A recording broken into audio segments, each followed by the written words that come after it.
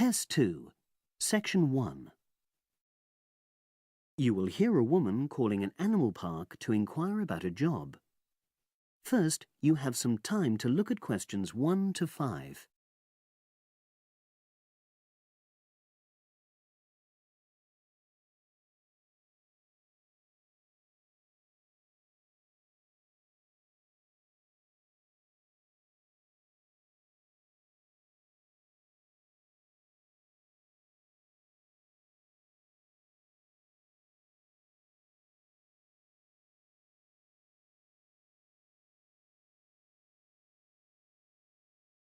You will see that there is an example which has been done for you.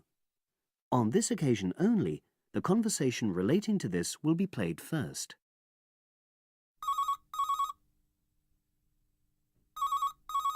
Pinder's Animal Park, hello. Oh, hello. I'm ringing to ask whether you have any jobs available. What sort of work are you looking for? Is that permanent or part-time or...? Actually, I'm just looking for temporary work. I'm a student. Oh, right. I'll just get a form and ask you a few questions. The woman says that she wants temporary work, so temporary has been written in the space. Now we shall begin. You should answer the questions as you listen, because you will not hear the recording a second time. Listen carefully and answer questions 1 to 5.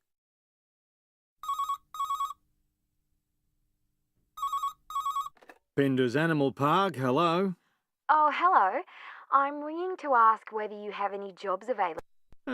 What sort of work are you looking for? Is that permanent or part-time or...? Actually, I'm just looking for temporary work. I'm a student. Oh, right. I'll just get a form and ask you a few questions. Then I'll pass your application on to our recruitment section. Is that okay? Fine, thank you. So, starting with your name. It's Jane Lamerton. Is that Lammerton?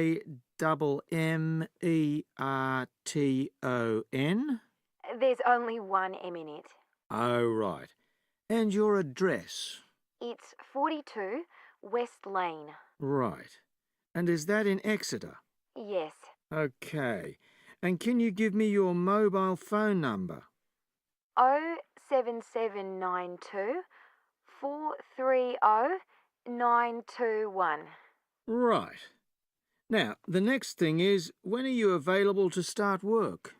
I finish college on the 8th of June. That's in 3 weeks' time. But I can't start work till the 11th because I've got a hospital appointment on the 10th of June. No problem. Now, I need to ask you a few questions about the type of job that might be suitable. Do you have any particular kind of work in mind? It doesn't necessarily mean that you will get work in the field that you want, but I can record your preferences. Well, I'd do anything. And I have worked as an assistant animal keeper before, when I was still at school. But I'm studying at a catering college now, and I'd really like to get some experience as an assistant cook if possible. Right. So that's your first choice. Have you done that kind of job before? No, but I've helped my aunt sometimes. She runs a cafe in Exeter.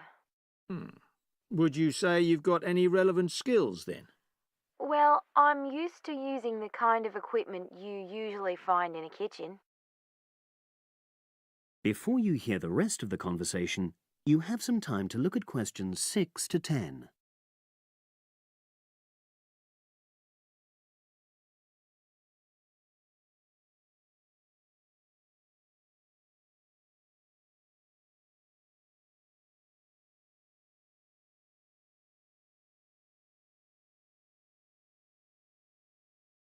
Now listen and answer questions 6 to 10.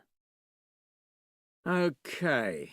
And I know you're still studying, but do you already have any qualifications related to that kind of work? A hygiene qualification, for example? I haven't, no, but I've got a certificate in food handling. I did it before I decided to become a full-time student. Fine. Okay. That means you wouldn't need any specific training if you did get the kind of work you wanted. but you'd have to do a short course on first aid. All our new employees do that. It just takes half a day, and most people find it generally useful.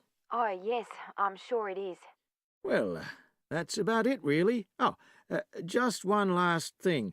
Can you give me the name of someone who would give you a reference, like a previous employer or... Oh, yes, you can put Dr. Ruth Price. Okay. Is that one of your college lecturers? She's my college tutor. She's known me for over 2 years, and I'm sure she wouldn't mind. In fact, she's given me a reference before. Fine. We'd probably contact her by phone. Do you happen to know her number? I've got it on my phone, yes. It's 0208 685 114.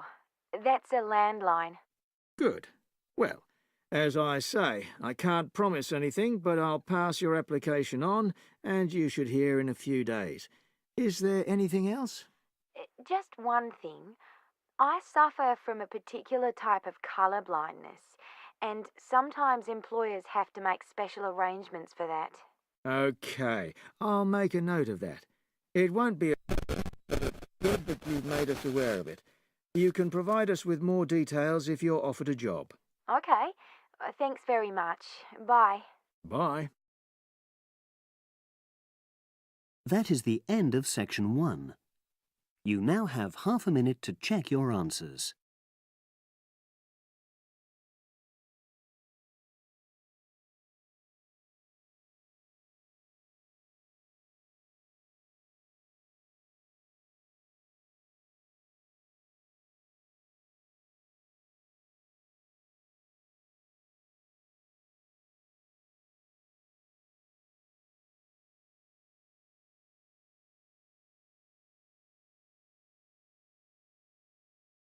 Now turn to section 2. Test 2. Section 2. You hear a club leader giving information to a group of young people who are planning to do a 2-week holiday course at the Tamerton Centre. First, you have some time to look at questions 11 to 15.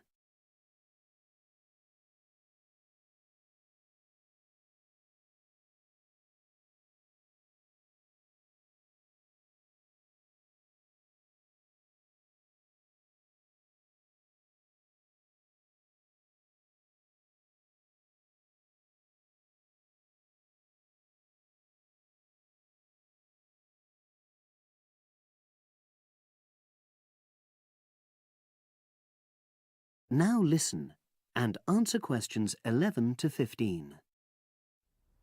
Hello, everyone. I've been asked to talk to you this afternoon about next month's trip to Tamerton Study Center for the 2-week course. Now, some of the things I'm going to say you may have already heard or read about, but I think it's important to emphasize a few key points.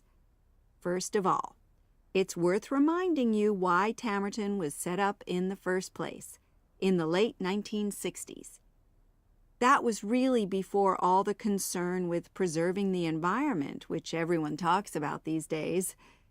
The idea was simply to get people out of the cities and into the country and to find out that just being outdoors can be very rewarding. This is not going to be a holiday in the usual sense. It's called an adventure course because you'll really be stretched to your limits, but that in itself can be a positive thing. The group I took last year, for example, said that although they actually felt pretty weak and exhausted all the time, it really made them learn a lot about themselves and increased their confidence. And in the end, that's the most important thing. Now, all of you knew about policies at Tamerton before you signed up for it, so you know that in many ways it's quite old-fashioned. You don't have a lot of choice in what you do. But something which I think makes the place so special is that you get to try so many different things every day. For instance, one day you'll do climbing, and the next you'll be surveying rock pools. It's not intended that you become an expert in any of them. It's more like a taster, which you can follow up if you want. And there isn't a lot of free time. Organized activities and talks, etc., go on until 9 p.m., and lights go out at 11 p.m. There are table tennis tables with all the equipment and board games, though I have to say the pieces often go missing, so it's a good idea to take your own. There's a DVD player with a good selection of films suitable for this age group, so don't take yours. Bedtime at 11 p.m. is strictly enforced, and there's a good reason for this. You're all under 18, and we organizers need to know that all group members are accounted for in the house as we close for the night. And of course, you'll be so exhausted anyway that you'll be too sleepy to want to cause any trouble. Now you have some time to look at questions 16 to 20.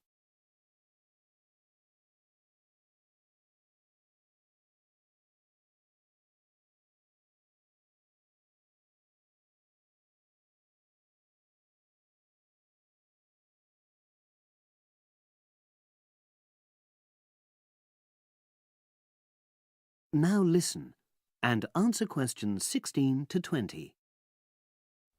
Now, what should you pack? The information sheet tells you a lot about what clothing to bring. But what about other things? Well, Tamerton House has its own small shop, but anything there is several miles away, so you won't have many opportunities for buying supplies. So in this last part of my talk, I'm going to explain what objects you should take with you to the center, what you can take if you want, and also, very importantly, what you cannot take. Several of you came up to me before this talk and asked whether you can take things like kettles or hair dryers. The answer is there are plenty of these electrical appliances available in the center, and they are of the proper voltage and are checked regularly. Yours may not be, so the rules at Tamerton say you can't bring them into the center because it's considered a fire risk. Remember, it's a very old house. Now another question was about cell phones. Although you definitely can't have them on during inside talks, you equally definitely need them when you're out on exercises. So they're a must, I'm afraid. Anybody who wishes to talk to me about borrowing a phone for the fortnight, please see me after this talk. Now, the weather's heating up at the moment, and you'll be outdoors a great deal. If you wear proper clothing, especially a hat, sun cream is optional. Also, they sell high-factor cream in the shop, so you don't have to take any of your own unless there's a special kind you use. Now, there's a special note about things like deodorants, which come in aerosol cans. I need to tell you that these are banned in the center because apparently they have the habit of setting off the fire alarms. If you want to take an aerosol can, you'll actually be at risk of being told to leave. And finally, people have been asking about whether they need to take towels. Well, the center does provide 1 towel per guest, which you're required to wash yourself. If you're happy with that, then don't bring another. If not, take one of your own. Just remember how much outdoor exercise you'll be doing and how dirty and wet you'll be getting. That is the end of section 2. You now have half a minute to check your answers.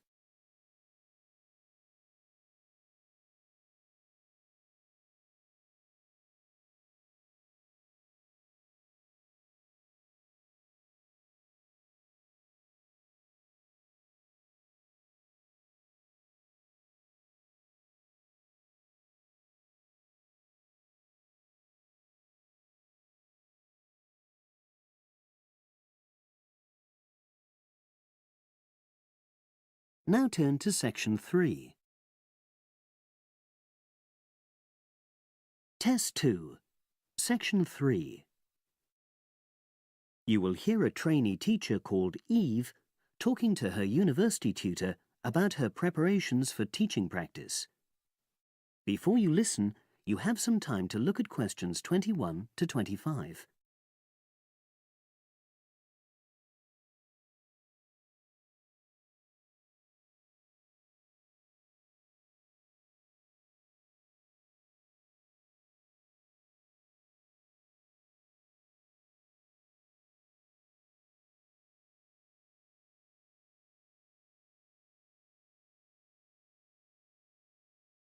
Now listen and answer questions 21 to 25. Hello, Eve. Come in and sit down. How's it going? Fine, thanks.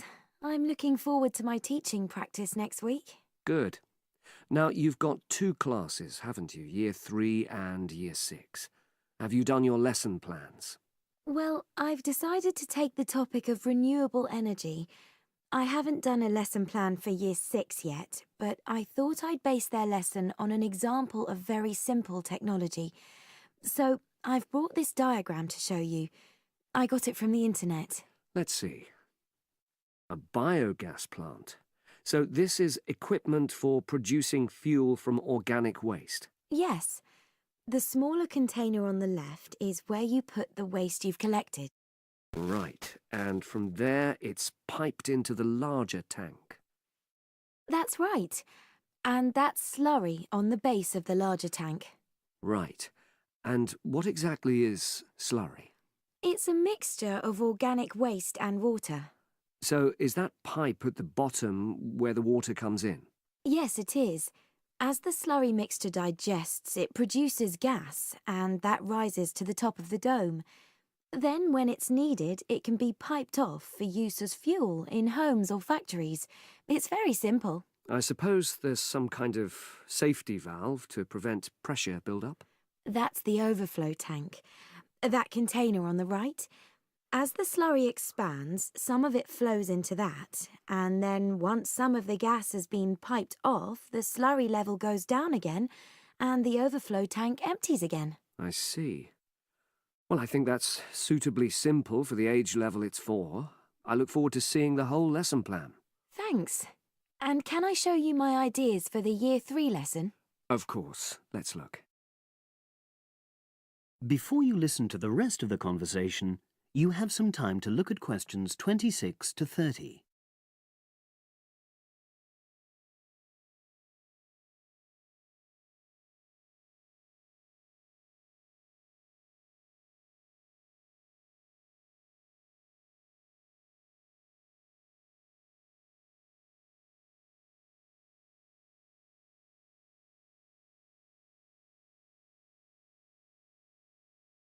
Now listen and answer questions 26 to 30. I thought I'd introduce the topic by writing the word energy on the board and reinforcing the spelling and the pronunciation. Then I'll do a little mime, run on the spot or something, to convey the sense. I'd keep it brief at this stage. Yes, I will. Then I'll wipe the word off and write the question, where does energy come from? And see what the pupils come up with. Fine. I'd suggest that you just brainstorm at this stage and don't reject any of their suggestions. Yes, that's what I was going to do. Then I've produced a set of simple statements like energy makes cars move along the road and energy makes our bodies grow. There are 8 altogether. Are you going to give them out as a handout or write them up on the board? First, them up on the board, and then I'll read them out loud. And I'll get the pupils to copy them out in their notebooks. I'll also ask them to think up one more similar statement by themselves and add it to the list. Good idea. After that, I thought I'd vary things a bit by sticking some pictures up of things like the sun and plants and food and petrol and a running child. And I'll get the pupils to work out what order the pictures should come in terms of the energy chain. I think that's a very good idea. You could move the pictures around as the pupils give you directions. Yes, I think they'd enjoy that. And to finish off, I've made a gap fill exercise to give out. They'll be doing that individually, and while they're writing, I'll walk round and check their work. Good. And have you worked out the timing of all that? It'll probably take you right through to the end of the lesson. That is the end of section 3. You now have half a minute to check your answers.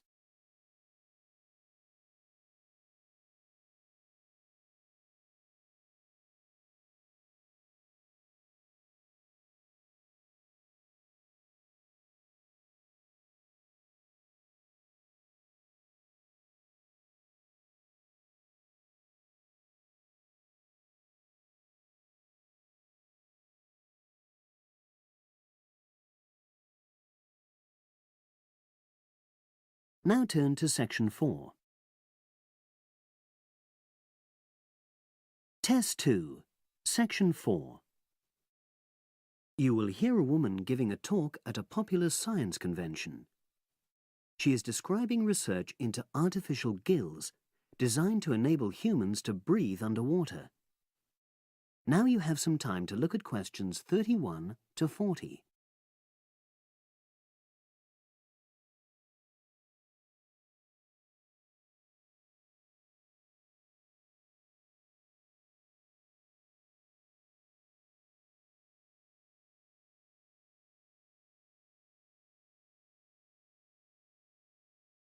Now listen and answer questions 31 to 40.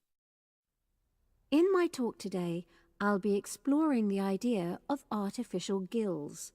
I'll start by introducing the concept, giving some background and so forth, and then I'll go on to explain the technological applications, including a short, very simple experiment I conducted. Starting with the background.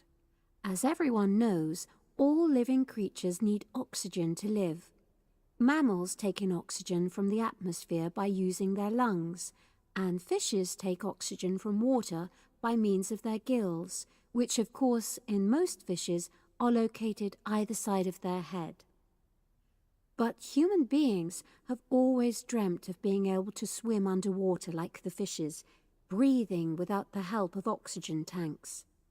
I don't know whether any of you have done any scuba diving, but it's a real pain having to use all that equipment. You need special training, and it's generally agreed that tanks are too heavy and big to enable most people to move and work comfortably underwater. So scientists are trying a different tack.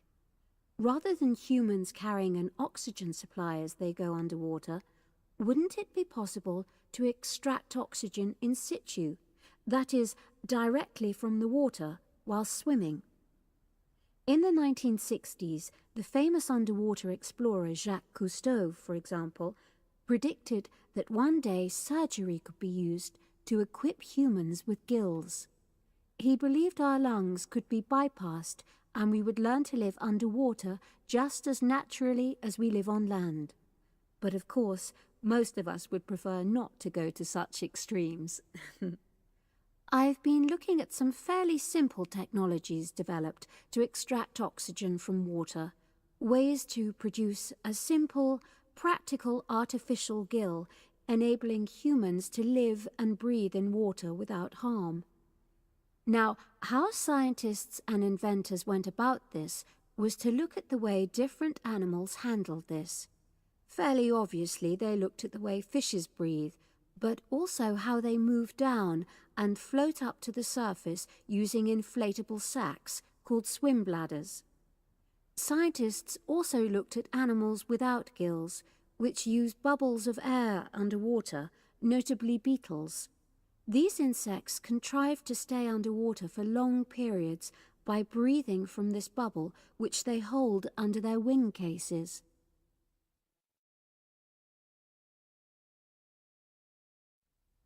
By looking at these animal adaptations, inventors began to come up with their own artificial gills.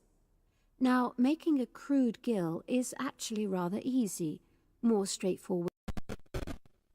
You take a watertight box, which is made of a material which is permeable to gas, that is, it allows it to pass through inwards and outwards.